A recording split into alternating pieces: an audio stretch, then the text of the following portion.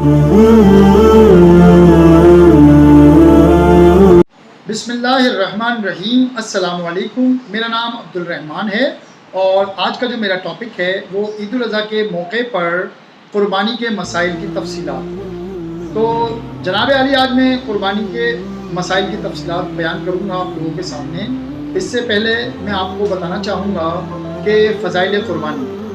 تو ناظرین کرام، فضائل قربانی جو ہے وہ بے تحاشا ہیں، جس کا اندازہ آپ اس بات سے لگا سکتے ہیں کہ رسول اللہ صلی اللہ علیہ وآلہ وسلم نے ہجرت کے بعد ایک دفعہ بھی جو ہے وہ قربانی نہیں مس ہو۔ ناظرین کرام، یہ سنت ابراہیمی ہے، اور یہ سنت ابراہیمی اس وجہ سے ہے کہ ابراہیم علیہ السلام کو اللہ رب العزت نے خواب کے اندر جو ہے وہ حکم دیا تھا کہ آپ جو ہے وہ اپنے بیٹے حضرت اسماعیل علیہ السلام کی جو ہے وہ قربانی کریں۔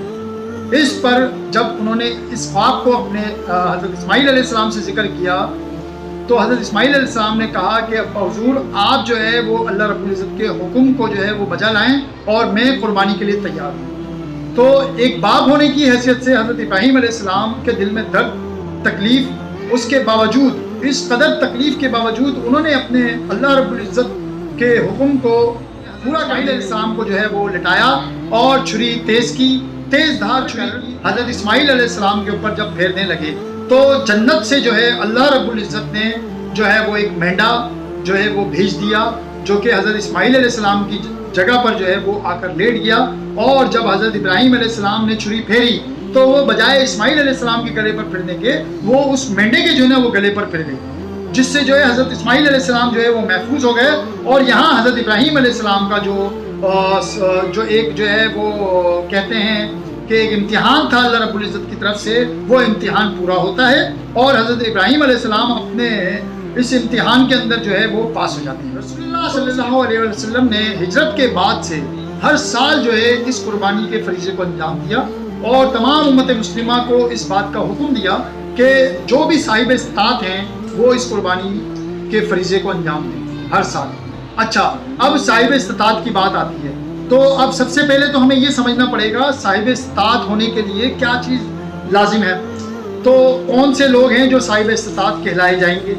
تو ناظرین کرام، وہ تمام لوگ جن کے پاس جو ہے وہ 52.5 تولہ چاندی ہو یا اس کے برابر اپنی ضرورت سے زائد سامان موجود ہو، تو وہ ان پر جو ہے قربانی واجب ہے۔ آپ صلی اللہ علیہ وآلہ وسلم نے جب حکم دیا قربانی کا، تمام صحابہ کرام رضی اللہ تعالی عنہم اجمعین نے آپ صلی اللہ علیہ وسلم سے پوچھا کہ یا رسول اللہ صلی اللہ علیہ وسلم، اس میں ہمارا کیا فائدہ ہے قربانی کرنے میں؟ تو آپ صلی اللہ علیہ وسلم نے اس کا جواب یہ دیا کہ جو جانور آپ ذبح کریں گے اس کے ایک بال کے برابر ایک نیکی۔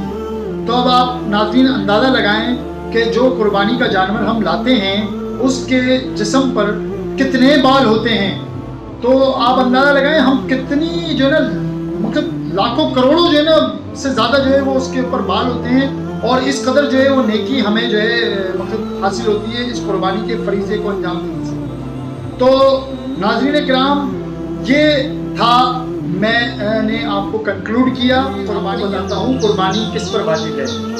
چند صورتوں میں قربانی کرنا واجب ہے، تو اب میں وہ تمام صورتیں آپ کو بتاتا ہوں کہ کن کن صورتوں میں قربانی کرنا واجب ہے۔ کسی شخص نے قربانی کی منت مانی ہو، اس پر قربانی کرنا واجب ہے۔ کسی شخص نے مرنے سے پہلے قربانی کی وصیت کی ہو اور اتنا مال چھوڑا ہو کہ اس کے تہائی مال سے قربانی کی جا سکے، تو اس کی طرف سے قربانی کرنا واجب ہے۔ نمبر 3، جس شخص پر صدقہ فطر واجب ہو، اس پر قربانی کے دنوں میں قربانی کرنا بھی واجب ہے۔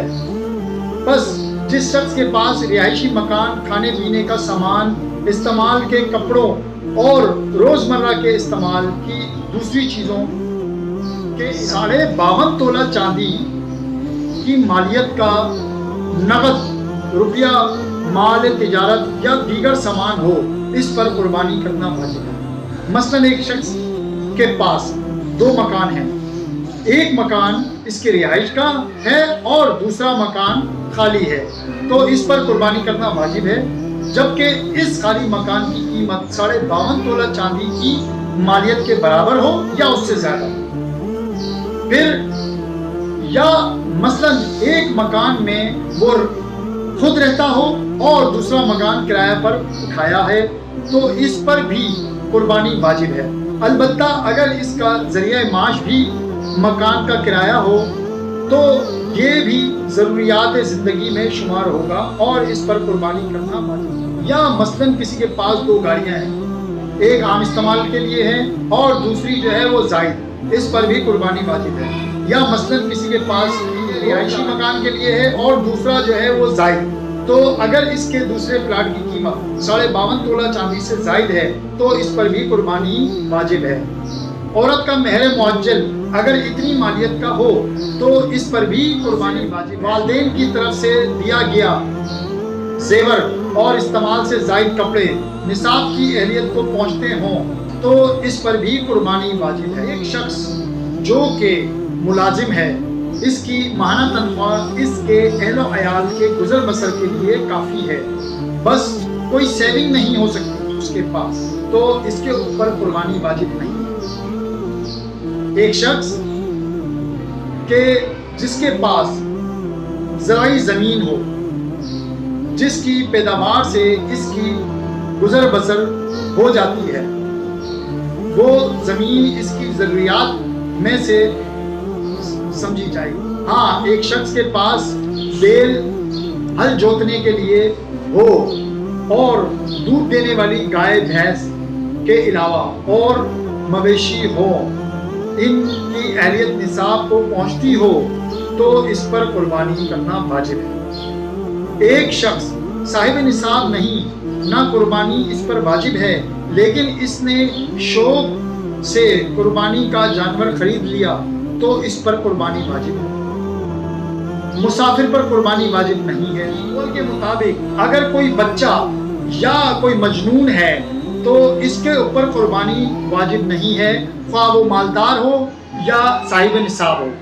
تو ناظرین کرام، یہ تمام مسائل جو میں نے آج آپ لوگوں کے سامنے ان کی تفصیلات بیان کی ہیں، یہ تمام کی تمام تفصیلات میں آپ لوگوں کو کلیئر کر دوں کہ یہ ایک باقاعدہ مستند کتاب سے میں نے آپ لوگوں کو بیان کیے ہیں. اور اگر آپ خود اس کتاب کو پڑھنا چاہیں تو اس کتاب کا میں نے اس کے اندر آلریڈی ذکر کر دیا ہے، لیکن میں اگین آپ لوگوں کو اس کتاب کا نام بتاؤں گا تاکہ آپ اس کتاب کو خود پرچیز کریں اور اس کو پڑھیں، تاکہ یہ دینی مسائل ہیں اور بہت ہی چھوٹے چھوٹے مسائل ہیں، ان کی معلومات کا ہونا بحیثیت مسلمان ہم پر لازم ہے. تو اس کتاب کا نام ہے آپ کے مسائل اور ان کا حل.